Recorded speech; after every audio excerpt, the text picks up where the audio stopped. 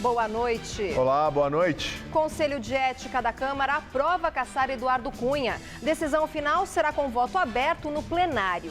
Cunha diz que vai recorrer e que o processo é parcial e contém nulidades gritantes. Senadores Renan Jucá, Jader e Valdir Raupp, do PMDB, serão investigados por suspeita de propinas na usina de Belo Monte. Comissão do impeachment ouve as duas primeiras testemunhas de defesa de Dilma. Você acompanha essas e outras notícias daqui a um minuto, após um rápido intervalo. Qual Casper você é? Eu sou jornalismo. Eu sou relações públicas. Eu sou publicidade e propaganda. Eu sou rádio, TV e internet. Essa é a minha Casper. Essa é a nossa Casper. Nesta terça, a máquina vai capturar o Mão Santa Oscar Schmidt. Mas rapaz, de repente eu vim parar aqui. O que é esse negócio? Isso aqui é tipo uma conversa de compadre. Com tanta história nas quadras, esse programa vai ser uma cesta de 3 pontos. Eu nunca fumei, nunca bebi, nunca me droguei, nunca fiz besteira nenhuma. Me concentrei naquilo que eu fazia bem, que era jogar basquete, treinei muito. A Máquina, nesta terça, 10h30 da noite. Oferecimento Faculdade Casper Libero, formando os melhores profissionais da comunicação.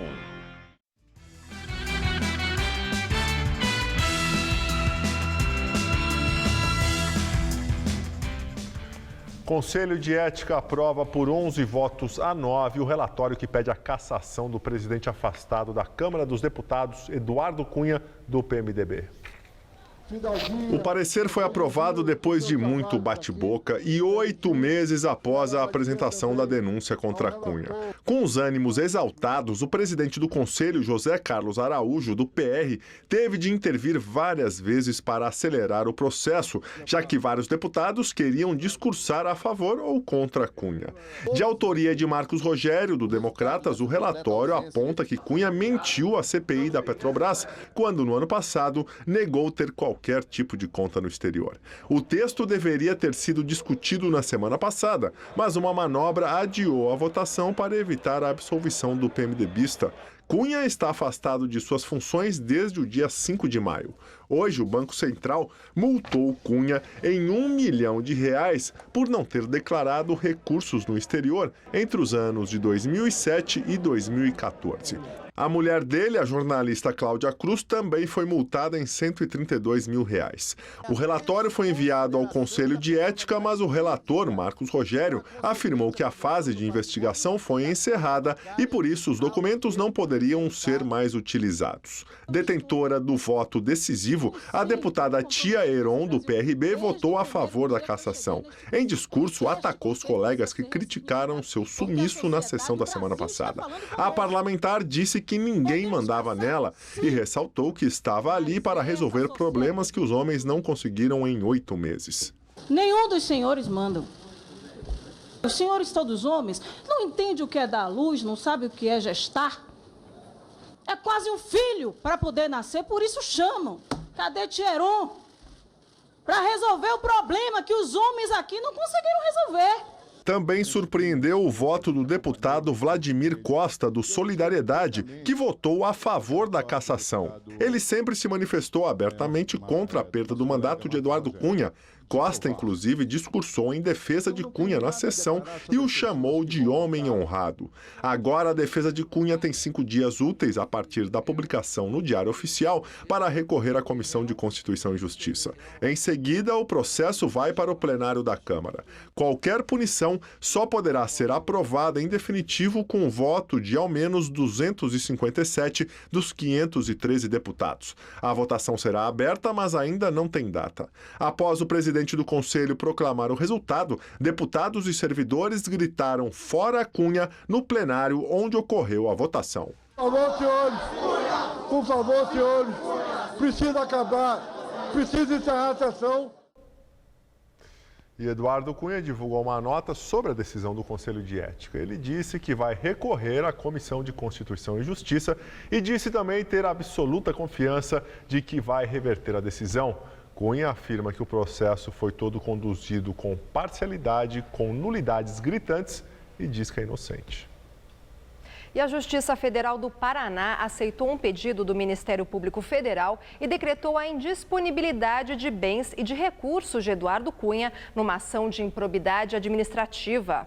A decisão atinge, além de Cunha, a mulher dele, Cláudia Cruz, o ex-diretor da Petrobras, Jorge Luiz Zelada, o operador João Henriques e o empresário Idalécio de Oliveira.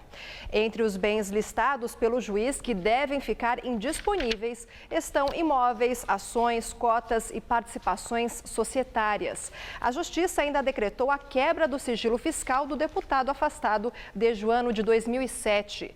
Eduardo Cunha não se manifestou sobre essa decisão. E agora o comentário de Josias de Souza, direto de Brasília. Eduardo Cunha escalou hoje o primeiro degrau rumo ao cadafalso. Depois de quase 8 meses de embromação, o Conselho de Ética da Câmara aprovou o relatório que recomenda a cassação do mandato do deputado. Eduardo Cunha esperava prevalecer na votação do Conselho de Ética por 11 votos a 9. O resultado foi esse mesmo, só que a favor da cassação. Eduardo Cunha foi traído por 2 pessoas que ele considerava aliadas. Tia Heron, deputada do PRB da Bahia, e Vladimir Costa, do Solidariedade do Pará, a grande surpresa da votação. O nome desse jogo é opinião pública. A pressão tornou cara demais a operação para salvar Eduardo Cunha. Os deputados estavam diante de um dilema hamletiano: caçar Cunha ou caçar Cunha? Eis a questão, não havia outra alternativa e prevaleceu a lógica. Abre-se agora uma corrida pela cadeira de presidente da Câmara. Antes mesmo da deliberação final do plenário da Câmara, os aliados de Eduardo Cunha se equipam para eleger um substituto. O país corre um novo perigo. Imagine-se os nomes que estão por vir. Boa noite. Em visita às instalações do Parque Olímpico no Rio de Janeiro, o presidente interino Michel Temer disse não se opor à presença da presidente afastada Dilma Rousseff na cerimônia de abertura dos Jogos em agosto. Temer se encontrou com o presidente do Comitê Olímpico Internacional, Thomas Bach, o presidente do Comitê Olímpico Brasileiro, Carlos Arthur Nussmann, o governador interino do Rio, Francisco Dornelles, e o prefeito Eduardo Paes. Eu quero fazer uma declaração inaugural, que é, digamos assim, o meu entusiasmo ao visualizar as obras que foram realizadas neste Parque Olímpico, em benefício do Rio de Janeiro, cidade, em benefício do Estado do Rio de Janeiro e em benefício do Brasil. Temer disse que não tem objeção à presença de Dilma nos Jogos e que a decisão é da organização das Olimpíadas. Já o presidente do COI afirmou que não é o comitê quem convida as autoridades para a cerimônia de abertura. Thomas Bach classificou o processo de impeachment como uma questão doméstica da democracia do Brasil e, por isso, não caberia a ele opinar sobre o assunto. Durante a visita, manifestantes protestaram contra Temer perto do estacionamento do Parque Olímpico. Um homem foi detido. A Comissão Especial do Senado ouviu 2 testemunhas de defesa do processo de impeachment da presidente afastada Dilma Rousseff. O primeiro a ser ouvido foi Gilson Bittencourt, ex-secretário de Política de Investimento da Casa Civil. Ele afirmou que as práticas conhecidas como pedaladas fiscais, que são atrasos no repasse devido a bancos públicos, não seriam uma operação de crédito, mas sim uma prestação de serviço. Sempre existiu essa variação em relação à data do pagamento, tanto que a própria portaria de equalização não define um prazo exatamente para você, de vencimento, ela define um momento a partir do qual se torna devido àquela prestação de serviços, exatamente porque aí depende muito do fluxo durante o ano do recurso financeiro, que permite que o Tesouro vá fazendo o seu balanço exatamente para equilibrar os pagamentos de acordo com a expectativa de receita que ele tem. Segundo Bittencourt, a lucratividade do Banco do Brasil nessas operações aumentou ao longo dos anos. A advogada Janaína Pascoal, que assinou o pedido de impeachment, rebateu a declaração. Muito da discussão travada com a testemunha foi no sentido de dizer se o banco ganhou, se o banco perdeu. Mas, na verdade, não é disso que nós estamos falando. Nós estamos falando de práticas claramente proibidas pela Lei de Responsabilidade Fiscal, pela Lei 1079/50. Então, nós não estamos aqui entrando no detalhe sobre a perda ou ganho do banco. Bittencourt afirmou que o Banco do Brasil é um operador do crédito rural, juntamente com outros bancos, que usam os próprios recursos para fazer o empréstimo aos produtores. E depois, a União banca a diferença, não havendo participação da presidente em nenhum desses atos. Não há nenhum ato da presidenta ligado ao Plano Safra definindo equalização ou qualquer outra questão. Há um anúncio geral do valor e, neste valor, a composição e o custo, então, não passa pela presidenta. Depois foi ouvido André Nassar, ex-secretário de Política Agrícola do Ministério da Agricultura. Ao todo, a defesa de Dilma tem direito a 40 testemunhas. Por isso, o presidente da comissão, senador Raimundo Lira, do PMDB, decidiu aumentar em uma semana o prazo para depoimentos.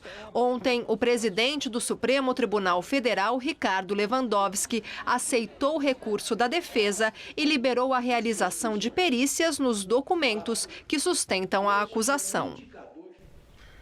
Na semana mais fria do ano, voluntários colaboram para garantir banho, cama e comida para os moradores de rua. E 5 pessoas já morreram devido ao frio intenso aqui em São Paulo. Na entrada do Convento São Francisco, no centro de São Paulo, o dia começa a cair e muitos vão chegando. Entre eles, o William, de 25 anos. Eu acho que a administração para morador de rua está em débito. Entendeu? E vai continuar em débito até uma hora que um governante vir passar uma noite dessa na rua. Mas passar mesmo, sabe? Pegar uma coberta e deitar, entendeu? E passar e sentir o que é um chão gelado, entendeu? Sentir sua pele cortando de frio. 2 desses que se foram, era amigo meu. Então é dolorido, moça. Corta, você... Tem hora que o pessoal doa bastante manta, mas não dá para suprir. O William nos acompanha. Está quase tudo pronto para o chá servido todas as tardes. Já são 5 os mortos por causa do frio confirmados pela Arquidiocese aqui em São Paulo.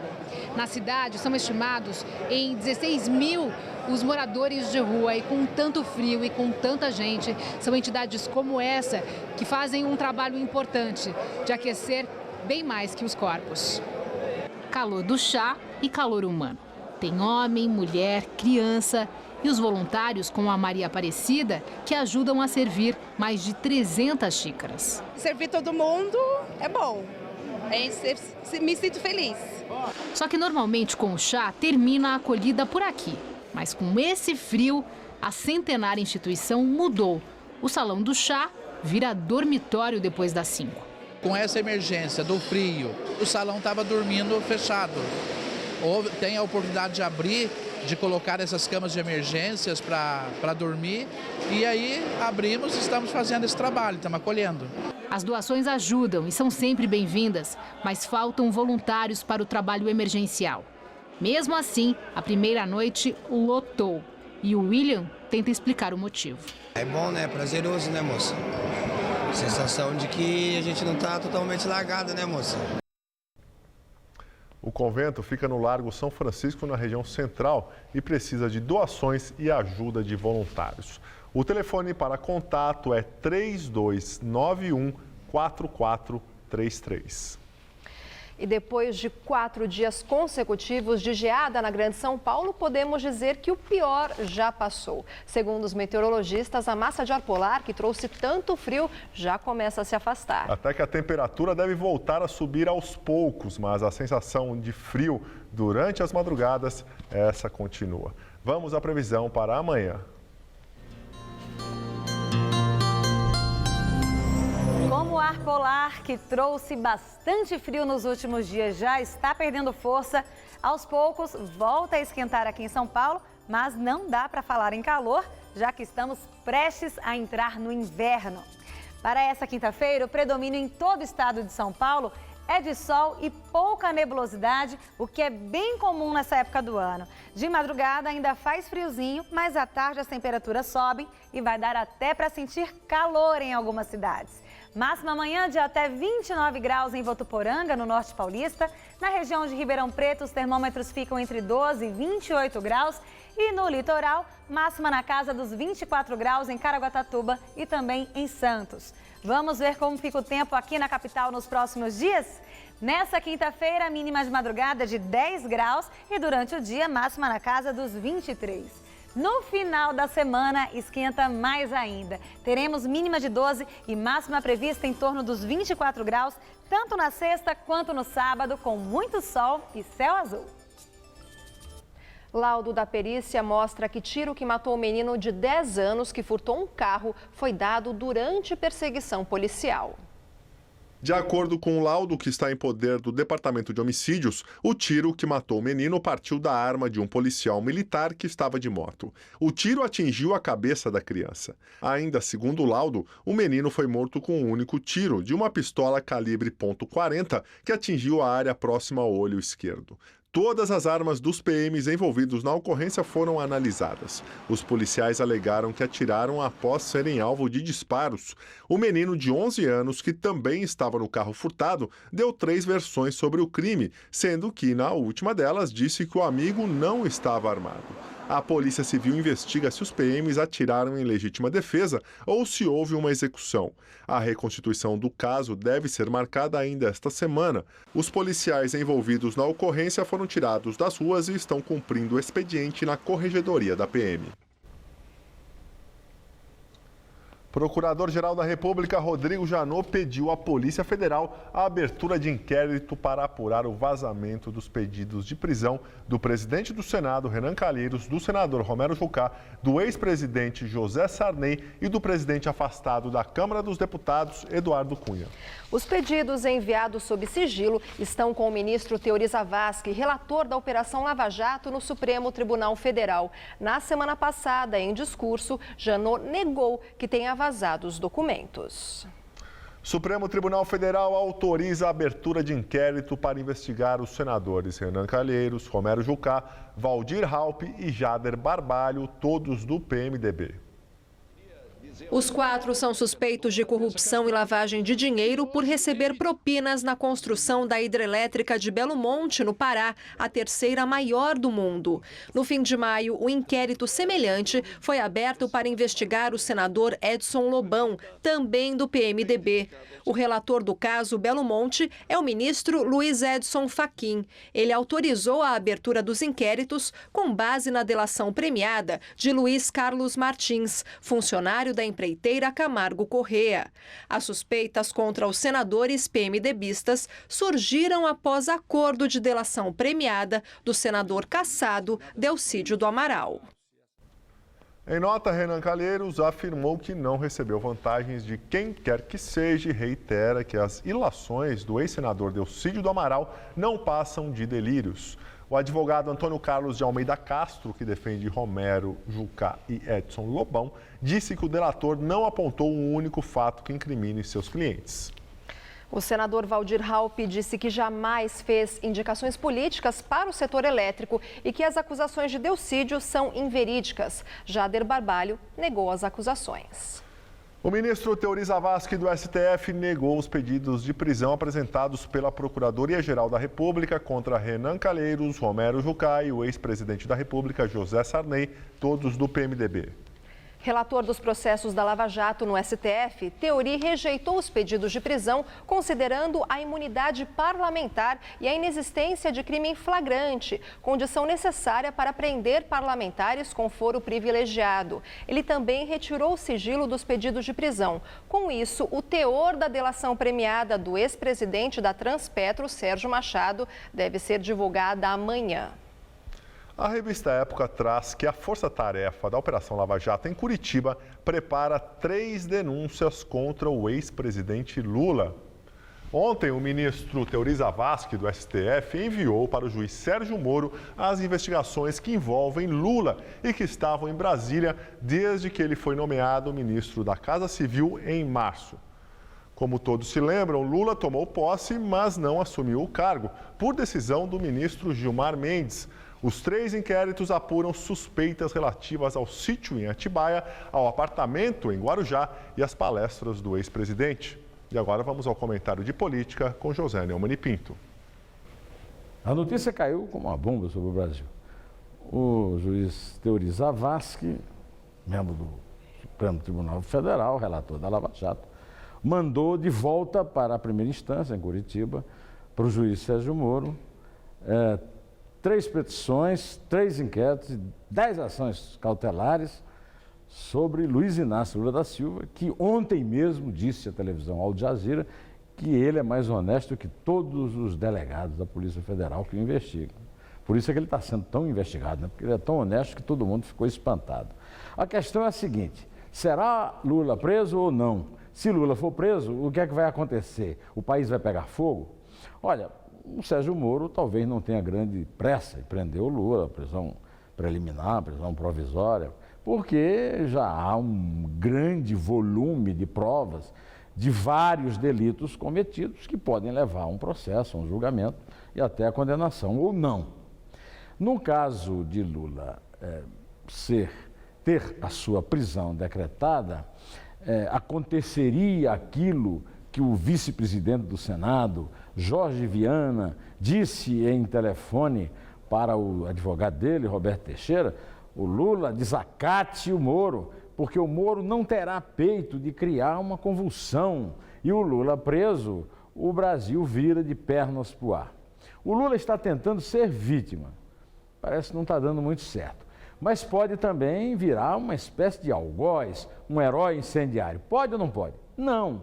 O Lula não mais consegue vender a ideia de que é vítima, nem muito menos, diante de tudo o que está acontecendo com ele, que aconteceu com o PT, de tocar fogo no Brasil se for preso. Se não for, tudo bem. Se for, também não vai acontecer nada demais. Bom, eu volto quinta-feira, direto ao assunto, em pé. O ministro de Relações Exteriores, José Serra, é citado nas negociações de um acordo de delação premiada da empreiteira OAS. De acordo com a jornalista Mônica Bergamo, da Folha de São Paulo, Serra integra uma lista de quase uma centena de políticos sobre os quais a empreiteira promete dar informações detalhadas de contribuições para a campanha eleitoral. Além de ser mencionado pela OAS, Serra também pode figurar na delação da Odebrecht. Procurado pelo Jornal da Gazeta, edição das 10, José Serra ainda não se manifestou. Valdir Raupp foi indiciado na Operação Lava Jato pelos crimes de corrupção passiva e lavagem de dinheiro. O cunhado e uma funcionária do gabinete do senador, que é do PMDB, também foram indiciados pelos mesmos crimes. Segundo a Polícia Federal, Valdir Raupp teria recebido propina de R$500 mil por meio de doação oficial para a candidatura ao Senado em 2010. O doleiro Alberto Youssef disse que acertou com uma assessora de Raupp a doação, que seria feita pelas empresas Queiroz Galvão e Vital Engenharia. O lobista Fernando Baiano confirmou as declarações. Em delação premiada na Lava Jato, o ex-diretor da Petrobras, Paulo Roberto Costa, afirmou que Raupp era um dos beneficiados com dinheiro desviado da estatal por meio de transferências realizadas por Fernando Baiano. Agora, o Procurador-Geral da República, Rodrigo Janot, vai decidir se denuncia Valdir Raupp ao Supremo Tribunal Federal. Em nota, Valdir Raupp afirma que a doação foi feita ao Diretório Estadual do PMDB de Rondônia e não à sua campanha, e que o valor foi declarado e aprovado pela Justiça Eleitoral. A Queiroz Galvão diz que não comenta investigações em andamento. O Jornal da Gazeta não conseguiu contato com a Vital Engenharia. Agora uma notícia internacional, o FBI estuda se exposição à ideologia radical islâmica na internet pode ter motivado o autor do maior massacre a tiros dos Estados Unidos, que aconteceu no último domingo em Orlando. Segundo a investigação do FBI, durante o tiroteio, Mateen teria feito uma série de chamadas para o Serviço de Emergência americano, jurando lealdade a lideranças do Estado Islâmico. Mas, segundo o governo americano, ele teria agido sozinho e teria apenas se inspirado em atos terroristas cometidos por outros grupos estrangeiros. Ainda de acordo com o FBI, Mateen comprou legalmente 2 armas de fogo na última semana. Sobreviventes do massacre contaram à polícia que Omar Mateen era frequentador da boate e também mantinha contato com homossexuais através de aplicativos. Testemunhas contam que ele ia bastante a pulso e que bebia muito quando estava na boate, chegando a ser agressivo em algumas ocasiões. O ataque aconteceu na madrugada de domingo, matou 49 pessoas e deixou outras 53 feridas. Omar Mateen foi morto pela polícia. Tite pode ser o novo técnico da seleção brasileira. Ele está reunido com o presidente da CBF, Marco Polo Del Nero, neste momento na sede do órgão no Rio de Janeiro. A reunião já dura mais de 1 hora. Mas o site da CBF, onde pode ser publicado o anúncio do novo técnico, está fora do ar. Dunga foi demitido hoje após a vergonhosa eliminação do Brasil da Copa América Centenário. Bem, nós ficamos por aqui. Lembrando que a edição de hoje pode ser vista no site do Jornal da Gazeta. Ótima noite para você também, Gabriel. Tchau, Lu. Até amanhã. Muito obrigado pela companhia. Tenha uma boa noite. Fique agora com A Máquina, com Fabrício Carpinejar. A gente se vê amanhã. Até lá.